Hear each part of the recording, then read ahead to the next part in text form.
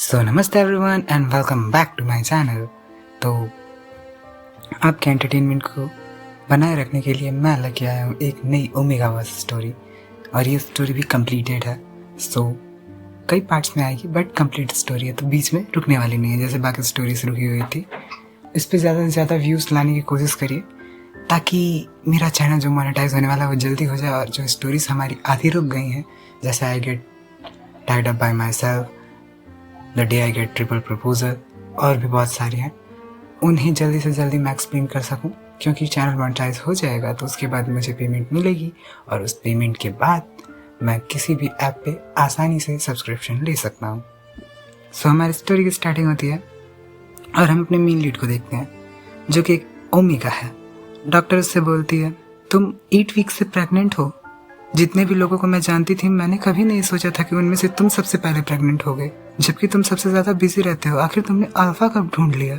जिसपे हमारा main lead बोलता है, ऑनेस्टली कहूँ तो जितना दिखता है ये उससे भी ज़्यादा कॉम्प्लिकेटेड है, और सोचता है आखिर अब मैं क्या करने वाला हूँ। अब एक मैं सिंगल पेरेंट्स बनने वाला हूँ। इयान और मैं तो इवन कपल भी नहीं है। तो इयान हमारे टॉप मेन लीड का नाम है जो कि एक अल्फा है। हमारा बॉटम लीड वहाँ से जाते हुए सोचता है मुझे इयान को इस बारे में बताना ही होगा। नेक्स्ट सीन में एंजल जो कि हमारा बॉटम मेन लीड है वो घर पहुंचता है और बोलता है, इयान मैं घर आ गया, और सोचता है प्लीज मुझसे कुछ मत पूछना।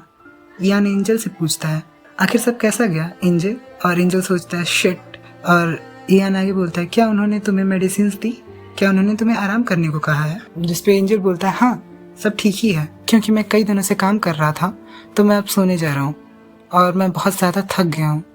और सोचता है मैं उसे इस बारे में डिनर के टाइम पे बता दूंगा, तब तक मैं सोच लूंगा कि मैं उसे किस तरह से बताऊं ताकि ये बात करने में अनकंफर्टेबल ना हो लगे।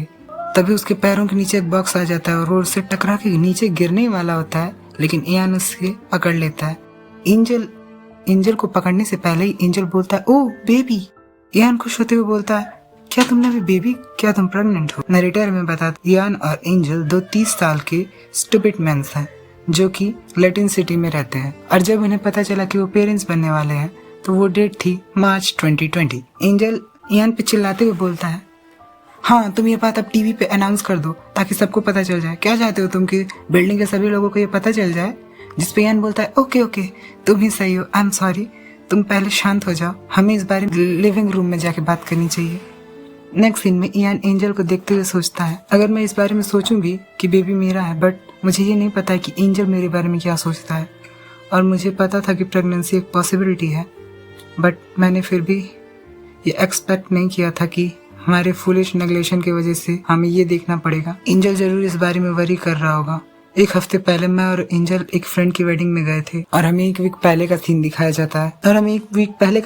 जाता है जहाँ किसी से फोन पे बात करते हुए बोल रहा होता है हाय, और सामने वाला पर्सन बोलता है इयान मैं ऑलमोस्ट पहुंच चुका हूँ। जिसपे इयान बोलता है डोंट वरी, हम भी तैयार हैं और हमें पिक करने के लिए तुम्हारा थैंक यू। एंजल और मैं आज बहुत ज्यादा ही ड्रंक हो चुके हैं, और अगर हमने ड्रिंक करके गाड़ी चलाई तो हम लोग पहुंचने वाले हैं। जिसपे वो सामने वाला पर्सन बोलता है तुम दोनों ड्रंक करके बिल्कुल भी गाड़ी मत चलाना इडियट्स, हम तुम्हें लेने आ रहे हैं और हम बस एंट्रेंस पे ही पहुंच चुके हैं। जिसपे इयान बोलता है perfect and thank you so much, और वो अंदर जाके एंजल से बोलता है एंजल अभी हमारे पास थोड़ा टाइम है, और वो दोनों साथ में फोटोज खींचने लगते हैं। और कुछ टाइम बाद वो दोनों काफी ड्रंक हो चुके होते हैं। इयान एंजल से बोलता है क्या तुम उस दिन की बात याद है जब डेनियला नीचे गिर गई थी? और एंजल काफी ड्रंक होता है और वो बोलता है, और वो और ड्रिंक करते हुए बोलता है नहीं मुझे याद नहीं है। और फिर वो अचानक से हंसते हुए बोलता है ड्यूड मुझे तो वो याद ही नहीं है, हा हा हा हा। और वो दोनों वहाँ पागलों की तरह हंसने लगते हैं। नेक्स्ट सीन में उन दोनों की एक फ्रेंड वहाँ उनके पास आते हुए बोलती है इयान एंजल ये घर जाने का टाइम है, और एंजल बोलता है क्या घोड़े चने खा रहे हैं?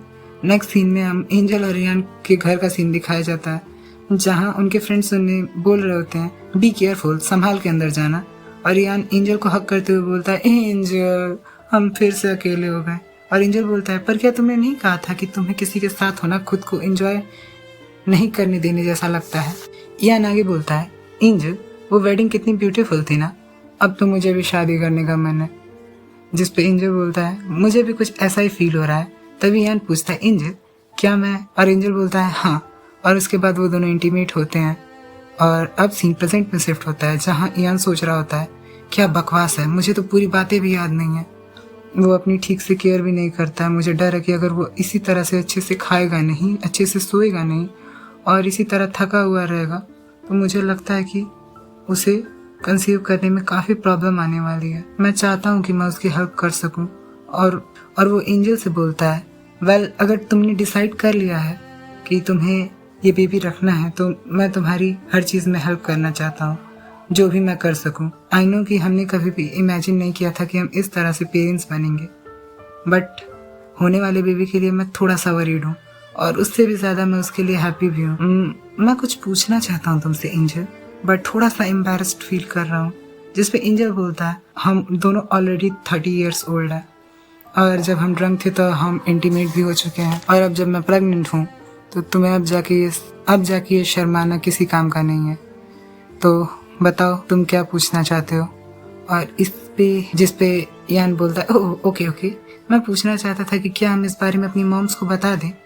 जिस पे एंजल बोलता है, मैं अपनी केयर खुद कर सकता हूँ और मुझे नहीं लगता कि हमें इस बारे में अपनी फैमिली या फ्रेंड को ज़्यादा बताना चाहिए। जिस पे यान बोलता है, मैं तुम्हारी केयर करने की पूरी कोशिश करूँगा, तुम्हें रेस्ट करना चाहिए। अगर तुम्हें किसी भी चीज़ की क्रेविंग हो तो तुम मुझे बता सकते हो, और अब तुम्हें जल्दी से सो जाना होगा और तुम्हें अपनी यूनिवर्सिटी को भी इस बारे में इन्फॉर्म करना होगा। एंजल सोचता है, मैं हमेशा अकेला ही रहता था क्योंकि मेरे एक्स पार्टनर्स काफ़ी कॉम्प्लिकेटेड थे, बट यान के साथ जब मैं रहता हूँ तो मैं काफ़ी काम फील करता हूँ।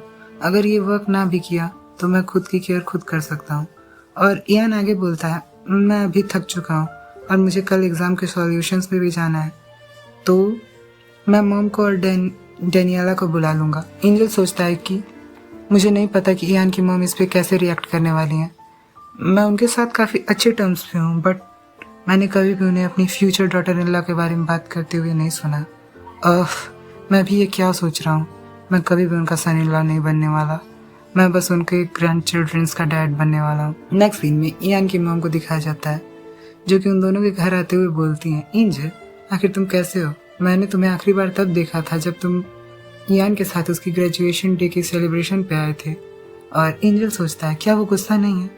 थैंक गॉड, आफ्टर ऑल मैंने ये सोचा था कि वो काफ़ी गुस्सा होंगी क्योंकि उनकी पर्सनालिटी काफ़ी स्ट्रिक्ट वुमेन की रही है।